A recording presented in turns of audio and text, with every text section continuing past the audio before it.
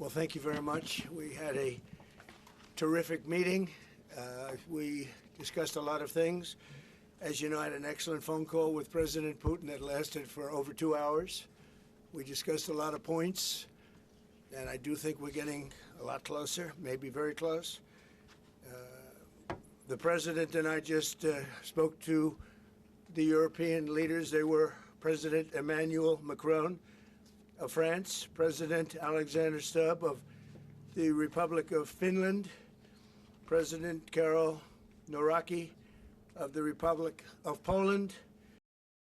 You know, you can say 95%, but I don't like to say percentages. I just think we're doing very well. We could be very close. There are one or two very thorny issues, very tough issues, but I think we're doing very well. We made a lot of progress today, but really we've made it over the last month. This is not a one-day process deal. This is very complicated stuff, but I think when the president says 95, I think, you know, could be close to 95%. We had a terrific meeting. We discussed a lot of things, and I do think we're getting a lot closer, maybe very close. We had a really great discussions on all the topics, and we appreciate the progress that was made by American and Ukrainian teams in these recent weeks. And we discussed all the aspects of the peace framework, which includes, and we have great achievements, 20-point peace plan, 90% agreed, and U.S.-Ukraine security guarantees, 100% agreed. U.S.-Europe-Ukraine security guarantees, almost agreed. Military dimension, 100% agreed. Prosperity plan being finalized, and we also discussed the sequencing of the following actions. And we agree that security guarantees is the key milestone in achieving lasting peace, and our teams will continue working on all aspects. I was on the phone with them for almost, I guess, 2.5 hours, they're just telling me now. It's a long time. We discussed a lot of things. We didn't talk about the weather. We weren't talking about what a beautiful day it is in Palm Beach, Florida. Russia wants to see Ukraine succeed. Once, it sounds a little strange, but I was explaining to the president, President Putin was very generous in his feeling toward Ukraine succeeding, including supplying energy, electricity, and other things at very low prices. So a lot of good things came out of that call today. But they were in the works for 2 weeks with Steve and with Jared and Marco and everybody. Did Putin agree to a ceasefire to allow a referendum to take place? Not a ceasefire, and that's one of the points that we're working on right now. No, not a ceasefire. He feels that, look, you know, they're fighting and to stop, and then if they have to start again, which is a possibility, he doesn't want to be in that position. I understand that position. The president feels strongly about that or something, but I think we're finding ways that we can get around that. But I understand President Putin from that standpoint. You know, you have to understand the other side. And, you know, I'm on the side of peace. I'm on the side of stopping the war.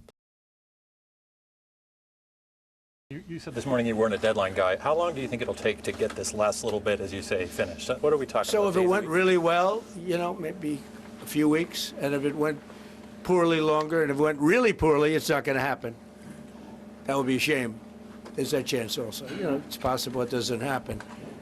But, you know, in a few weeks we will know one way or the other, I think. But if it went really well, but it could also go poorly. I mean, you know, we could have something where one item that you're not thinking about as a big item breaks it up. Look, it's been a very difficult negotiation, very detailed. It's funny, I settled 8 wars. Some were going on for 35 years, and we got them settled in a couple of days. Some of them, one was going on for 37 years. I settled it in 1 day. But this is a very complex one. Mr. President, what is your take on Donbas status? Are you prepared to see it as a free economic or demilitarized zone? No, we spoke about 20 points plan, and I'm happy that really our teams very close to results, and I agree with President Trump that our teams work not one day and not one week, more than 1 month, beginning from Geneva, then 2 meetings in Miami, then we had Berlin, and now we have Mar-a-Lago. So this is a very difficult question. You know our position, so it's, we have to respect our law and our people. We respect the territory which we control. And of course, our attitude is very clear. That's why President Trump said this is a very tough question. And of course, we have with Russians different positions on it. And have you discussed referendum about? No, when we speak about referendum, we spoke that it's one of the key. We can have referendum on any kind of points of this plan. I said that we can use referendum like for the plan, or we cannot use referendum. It's one of the key. We can use, this possibility of Parliament to vote according to the law or to have referendum. Doesn't matter. This referendum, if the plan will be very difficult for our society, very difficult, of course our society has to choose and has to vote, because it's their land, the land not of one person, it's the land of our nation. And Ukraine is ready for peace. And once again, would like to thank President Trump for a warm welcome and substantial discussion. Thank you, Mr. President. Thank you very much. Thank you so much, Mr. President. Any questions, please? We've heard some digits from President Zelensky, 90%, 100%. The U.S.-Ukraine security guarantees, what number are we at right now? Well, I think you can say 95%, but I don't like to say percentages. I just think we're doing very well. We could be very close. There are 1 or 2 very thorny issues, very tough issues, but I think we're doing very well. We made a lot of progress today, but really we've made it over the last month. This is not a one-day process deal. This is very complicated stuff, but I think. Do you anticipate going to Ukraine if you can get to an agreement? And I know I'd have you no said problem earlier, with doing it. I have no problem with doing it. We don't anticipate it. Would like to get the deal done and not necessarily have to go. I've offered to go and speak to their parliament. And, if that would help, I don't know if that would help. I think it would probably help, but I don't even know if that's. You're welcome. I know. Always. So I'm not sure that it would be really necessary, but if it would help save 25,000 lives a month or whatever it may be, I would certainly be willing to do that. We're getting closer to an agreement on that, and that's a big issue, certainly. That's one of the big issues, and I think we're closer than we were probably. It's unresolved, but it's getting a lot closer. That's a very tough issue.